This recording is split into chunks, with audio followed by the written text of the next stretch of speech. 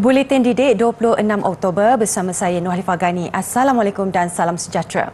Bahan buangan terutamanya minyak masak diproses untuk menghasilkan sabun organik, manakala sisa plastik diuruskan untuk menghasilkan pelbagai binaan EcoBrick.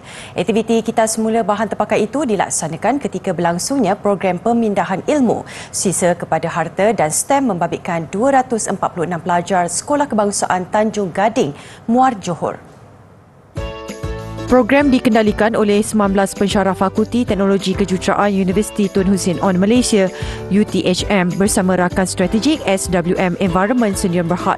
Melalui program itu, pelajar turut didedahkan dengan ilmu berkaitan tenaga solar dan motor arus terus. Mereka diberi peluang membina kereta yang bergerak menggunakan tenaga solar dan angin sebelum dipertandingkan dalam perlumbaan kereta sesama mereka.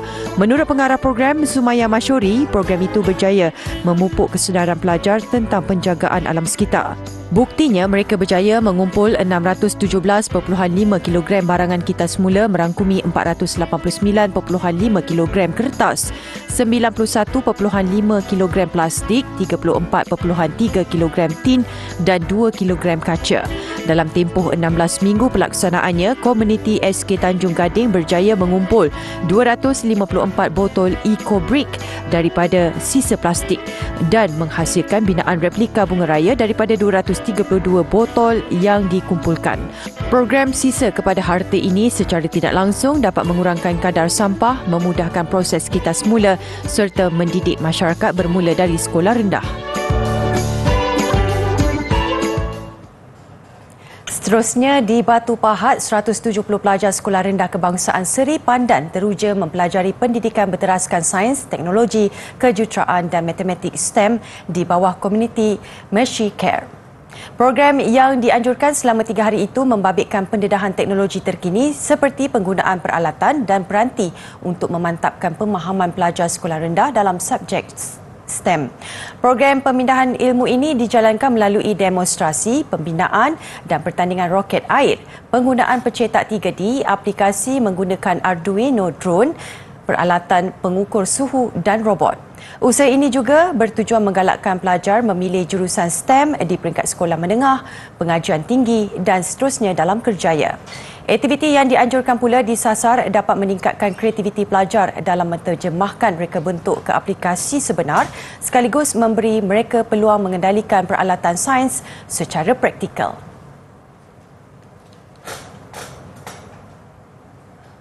Di Pahang pula, seorang pelajar dari SK Raub Jaya tampil dengan inovasi kreatif untuk mengeringkan kasut. Dengan hanya menggunakan pengering rambut terpakai, kasut dapat dikeringkan dalam jangka masa yang singkat berbanding 2 hari pada cuaca normal. Menerusi satu perkongsian di TikTok, seorang pelajar lelaki menerangkan tentang inovasi rekaannya iaitu pengering kasut elektrik. Disebabkan cuaca yang tidak menentu dan hujan di kebanyakan tempat, ramai pelajar berdepan masalah kasut basah. Saya buat ni sebab jangka memang hujan. Jadi ni kebanyakannya kasut pada rasa ke apa ke. Jadi kita buatlah ni dekat kat rumah saja. Melalui pameran inovasi teknologi di sekolah itu, pelajar terbabit mencipta mesin pengering kasut elektrik. Menurutnya, kos rekaan itu tidak sampai RM50 dan mereka hanya menggunakan pengering rambut terpakai. Dengan haba yang dikeluarkan dari alat itu, ia membantu mempercepatkan proses pengeringan kasut. Kepesatan teknologi masa kini yang memberi impak signifikan kepada sektor pendidikan juga mendorong syarikat telekomunikasi Maxis meneruskan program komunitinya E-Class. Menerusi cabaran STEM E-Class, misi jelajah digital, misi penerokaan dunia imajinasi 2050 itu akan menguji pemikiran kritis dan kreatif serta kemahiran penyelesaian masalah oleh setiap peserta. Misi jelajah digital yang dilancarkan di Ibu Negara baru-baru ini disempurnakan oleh pengerusi Maxis Tan Sri Mozani Mahathir dan dihadiri pengaruh pendidikan serta pelajar sekolah rendah dan menengah. Menawarkan kandungan pendidikan, pembelajaran dan cabaran baharu, program itu dijangka menarik lebih 7,000 peserta berumur 10 hingga 17 tahun di seluruh negara. Berlangsung sehingga 30 November depan, peserta diberi akses kepada video penjelasan, nota dan modul yang membolehkan mereka mempelajari asas pengkodan dan reka bentuk.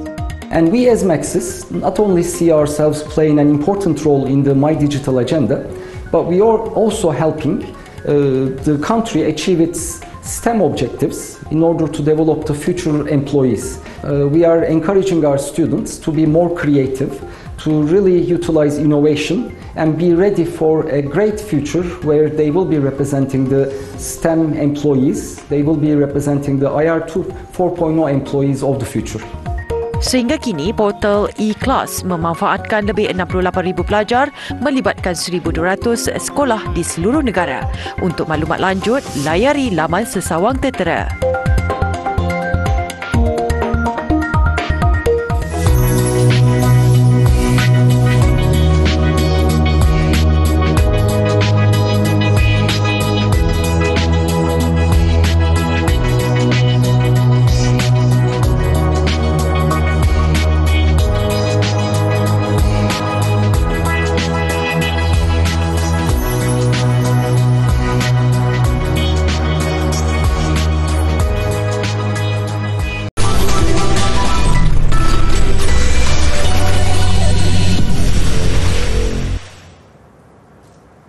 Tindakan tegas menanti mahasiswa yang menjual peranti yang diperoleh di bawah program Peranti Siswa Keluarga Malaysia. Ia termasuk memaparkan nama mereka yang terbabit secara terbuka kepada umum selain dimaklumkan kepada pihak universiti. Kerana itu adalah amanah rakyat daripada dana rakyat diberikan atas andaian dan kepercayaan mereka memerlukan peranti sedemikian dan mereka tidak berkemampuan untuk membelinya. Jadi tidak timbul tentang mereka perlu menjual kerana nak membeli satu bentuk peranti yang lain. Tambah Tan Sri Anwar, terdapat 14 kes penjualan peranti berkenaan dikesan di seluruh negara. Tegasnya, peranti siswa yang diedarkan mempunyai beberapa aplikasi tertentu termasuk keupayaan untuk mengesan lokasi gadget tersebut. KCOM juga bersedia mengkaji pelaksanaan polisi buyback bagi penerima yang mahu menjual semula peranti mereka. Semalam tular di media sosial mengenai tindakan mahasiswa menjual peranti siswa keluarga Malaysia bersama beberapa aksesori yang diperoleh dengan harga lebih murah dari harga pasaran. Kementerian Pengajian Tinggi KPT bakal memperluaskan program pembangunan siswa keluarga Malaysia atau ringkasnya sulung di 20 universiti awam seluruh negara mulai tahun depan. Menterinya Datuk Seri Dr. Noraini Ahmad berkata inisiatif itu menyasarkan 200 pelajar. Datuk Seri Dr. Noraini siang tadi melancarkan program sulung di Universiti Tun Hussein On UTHM di Batu Pahat, Johor. Dalam ucapannya, beliau berkata pelaksanaan program itu membabitkan penawaran kepada 100 penuntut yang akan melanjutkan pengajian di peringkat ijazah sarjana muda dan ke atas. Menerusi program itu, pelajar terpilih bukan sahaja diberi laluan khusus ke universiti awam, malah turut ditawarkan bantuan kewangan dalam bentuk yuran pengajian, allowance sara hidup, komputer riba dan kemudahan asrama. Kita juga akan bantu dari segi meningkatkan kebolehpasaran graduan siswa sulung ini melalui kerjasama dengan pihak industri bagi memastikan mereka mendapat peluang pekerjaan yang lebih baik sebaik saja tamat pengajian nanti. Hasratnya supaya para graduan sulung ini nanti dapat berdikari dan kita harapkan juga dapat mengubah kehidupan keluarga mereka untuk menjadi lebih baik. Ketika ini, hanya 8 universiti awam menjadi perintis pelaksanaan program sulung. Hanya 76 penuntut daripada 115,477 permohonan kemasukan ke IPTA dipilih dan ditawarkan program sulung. Saya bersyukur sangat sebab menerima bantuan ini daripada KPT. Saya ni berasal daripada keluarga yang miskin dan saya ada adik-beradik seramai 5 orang. So ayah saya memang tak mampu nak menghantar kami semua ke universiti. So saya amat berbangga dapat menerima bantuan ini untuk menghabiskan pengajian saya ke peringkat ijazah. Saya memang dalam kalangan keluarga yang kurang berkemampuan dan kos pengajiannya adalah amat tinggi untuk kami sara. dan beasiswa ini amat membantu kami untuk menyambungkan kami punya pelajaran dengan lebih tinggi. Saya mengucapkan ribuan terima kasih kepada semua pihak yang mewujudkan inisiatif beasiswa sulung, terutamanya Kementerian Pelajaran Tinggi, kerana dengan beasiswa ini saya dapat meneruskan pelajaran saya dan mencapai cita-cita yang saya inginkan daripada kecil lagi. Saya nak ucapkan terima kasih kepada Kementerian Pendidikan Tinggi Malaysia kerana telah memberi peluang kepada mahasiswa-mahasiswi di Universiti Awam sebagai perintis untuk program sulung ni lah. Saya amat bersyukur sebagai wakil dari UPSI. Saya ingin ucapkan terima kasih kepada Kementerian Pengajian Tinggi Malaysia kerana telah memberi kami peluang untuk meneruskan pengajian, terutamanya bagi kalangan yang B40 yang tak dapat nak teruskan pengajian tanpa mempunyai kos-kos yang tinggi dan bayaran seperti yuran tersebut. Sempena majlis ini, Datuk Seri Dr. Noraini turut menyampaikan peranti siswa kepada 50 pelajar bagi Zon Selatan. Lembaga Tabung Haji TH menyalurkan sumbangan sebanyak RM600,000 kepada 20 institut pengajian tinggi awam terpilih seluruh negara melalui program Iqra' TH IPTA 2022. Dana ini bakal diagihkan kepada 30,000 penuntut IPTA dalam kalangan keluarga asnaf atau kurang berkemampuan. Pengarah Urusan dan Ketua Pegawai Eksekutif Kumpulan TH, Datuk Seri Amrin Awaludin berkata, Iqra' TH adalah satu daripada program tanggungjawab sosial korporat CSR yang akan memanfaatkan masyarakat pendalaman, luar bandar dan miskin bandar. Sumbangan ini diharap dapat meringankan beban kewangan dan memudahkan urusan penuntut IPTA dalam meneruskan pembelajaran mereka sehingga tamat pengajian. Pada masa sama, ia diharap dapat mengubah taraf hidup ekonomi keluarga. Sumbangan dana TH dalam bentuk cek curah itu diserahkan kepada Menteri Pengajian Tinggi Datuk Seri Dr. Noraini Ahmad untuk disampaikan kepada 20 wakil IPTA. Sumbangan diharap dapat melahirkan mahasiswa yang lebih komited, berkualiti dan mampu berdaya saing di semua peringkat. Program ini pada mulanya hanya tertumpu kepada pelajar sekolah rendah sebelum TH meluaskan bantuan kepada pelajar asnaf dan B40 yang mengikuti pengajian di Menara Gading.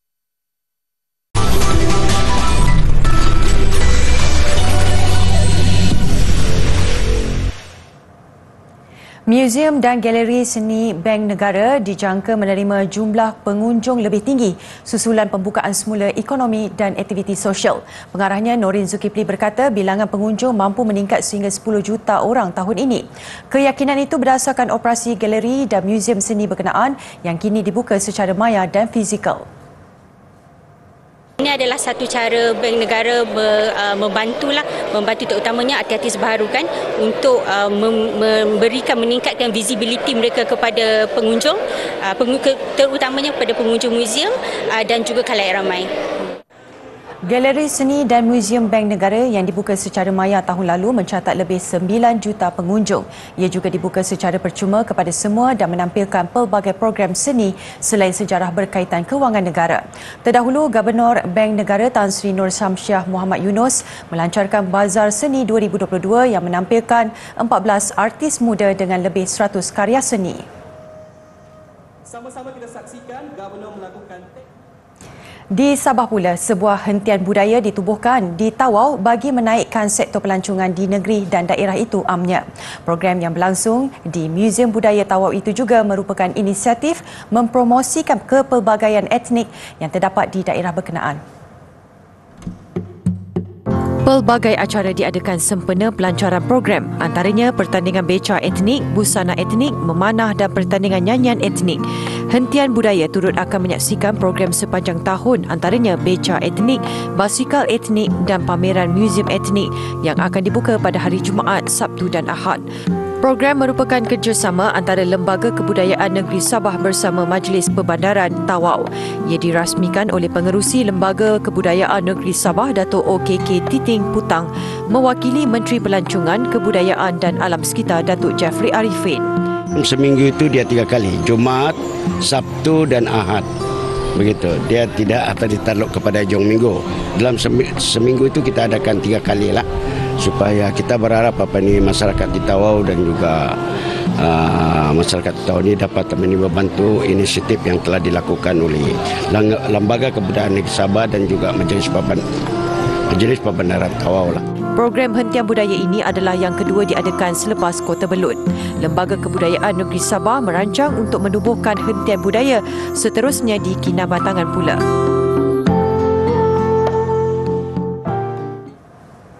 Firozabad adalah sebuah bandar kecil yang terkenal dengan aktiviti perindustrian di India. Terletak hampir 200 km dari New Delhi, ia sangat terkenal dengan pembuatan gelang kaca. Firozabad telah mengeluarkan alat hiasan itu selama lebih 200 tahun dan kini merupakan pengeluar gelang kaca terbesar di dunia. Di bandar ini, pembuatan gelang kaca boleh dianggap sebagai seni kraf yang terhasil dari ruang tamu rumah penduduknya. Gelang-gelang yang dihasilkan diagihkan untuk jualan di seluruh India dan negara-negara luar. त्योहार आता है दीपावली, रक्षाबंधन, करवा चौथ, मतलब कोई भी त्योहार आए तो उससे ऑर्डर मिलते हैं डिजाइनों के, तो उसी हिसाब से हम मतलब जैसी डिमांड वहाँ से आती है उसी हिसाब से हम लोग ऑर्डर बना के देते हैं और लोग मतलब जैसी पसंद होती है उनकी ऐसी डिजाइन बनाते हैं जैसे कि लोग ज़्यादा से ज़्यादा खरीदें. Namun di sebalik gelaran pengeluar, industri ini tetap mempunyai cabaran tersendiri.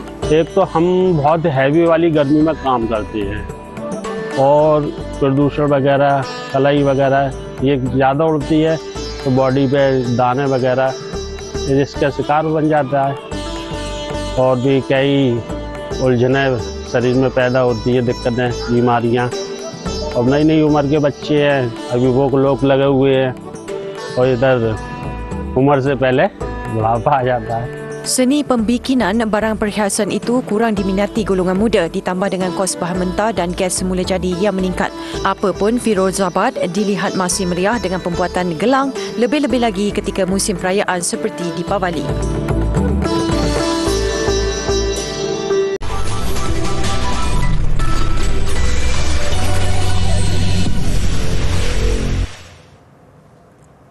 Status yang baru dikecap selaku pemain nombor 2 dunia nyata belum cukup menyemarakkan semangat Li Zijia mengharungi aksi pembukaan badminton terbuka Perancis. Zijia yang diletakkan sebagai pilihan ketiga tewas kepada pemain Indonesia Shizar Hiren Rustavito petang tadi. Set pertama nyata sengit dan kemenangan berpihak Shizar 21-19. Shizar yang menduduki ranking ke-24 dunia memastikan laluan ke pusingan kedua apabila menang set kedua 21-18. Kekalahan kepada Shizar mengulangi keputusan mengejut pada pusingan kedua terbuka Malaysia Jun lalu di mana Zijia tewas 3 set. Tampil selaku naib juara terbuka Denmark selepas tewas kepada pemain China, Shi Yuqi tetap memberi tambahan mata buat Li Zijia dalam memperbaiki kedudukan dunia. Zijia mengutip 9,350 mata pada kejohanan bertaraf jelajah dunia Super 750 BWF itu membolehkannya naik satu anak tangga untuk bergelar pemain nombor 2 dunia. Pemain kelahiran Alustar Kedah itu kini mengumpul 92,528 mata keseluruhan berada di belakang jaguh Denmark Victor Axelsen dengan 122,606 mata. Seorang lagi pemain muda negara Leong Junhao turut merasai kenaikan dalam ranking dunia setelah menjuarai Masters Indonesia Ahad lalu. Junhao menerima kenaikan mendadak 28 anak tangga ke kedudukan 73 dunia. Bagi kategori bergu lelaki, juara dunia Aaron Shah dan So Woo-yik kekal di tangga keempat.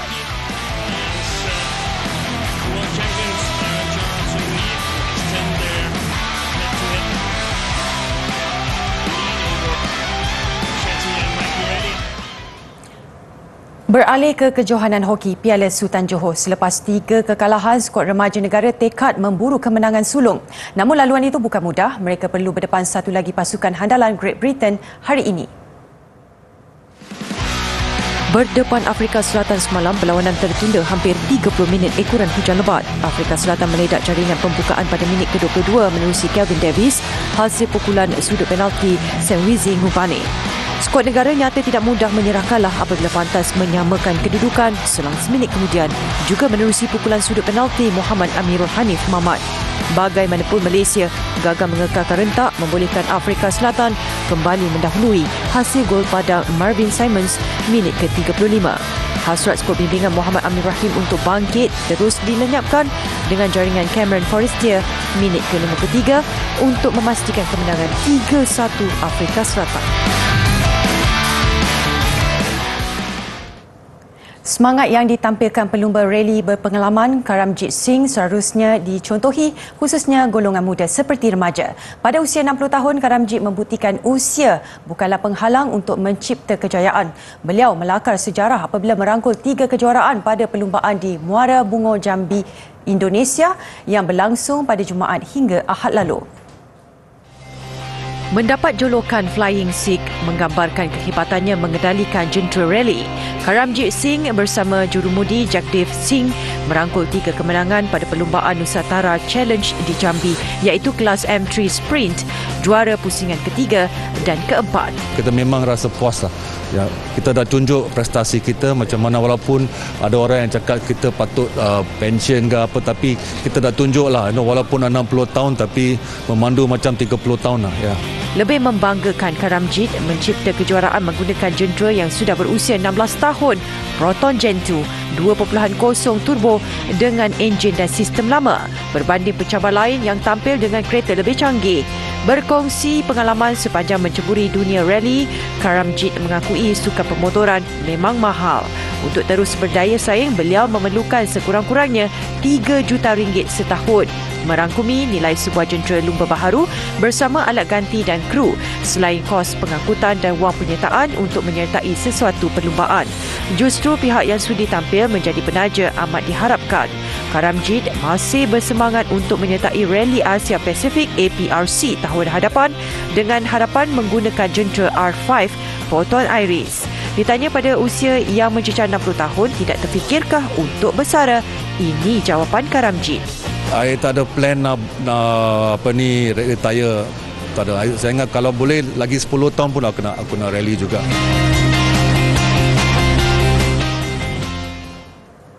Pertandingan kek dan pencuci mulut bertemakan Halloween di sebuah pameran di London mengakhiri Buletin Didik. Saya Nolifah Gani, salam hormat dan kita jumpa lagi.